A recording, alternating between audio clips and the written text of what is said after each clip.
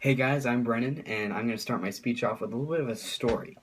So Jay Williams was selected second overall in the 2002 NBA draft. Jay Williams is a basketball player at Duke, and he just won a national championship and was ready to become a budding star in the NBA. But a few days later after the draft, he faced a tragic motorcycle accident where his career ended completely and he wasn't able to play basketball again. The sad part about this is that he left college early to play and didn't even take his education seriously because he spent more time on athletics than he did on his education.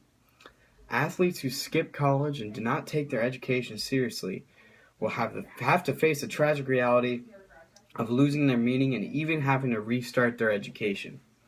Some statistics to back this up is that only 2% of college athletes actually become professional.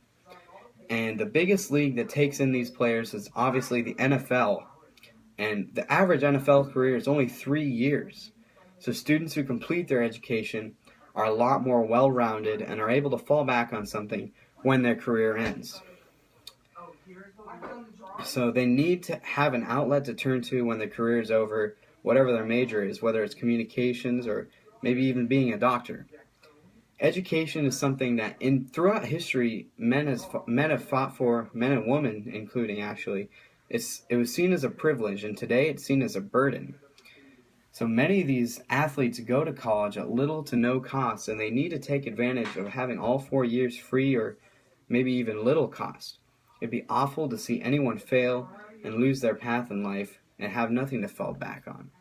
If you know someone who's playing sports in college, do your part and remind them that why they're there is to get an education, not just to play sports.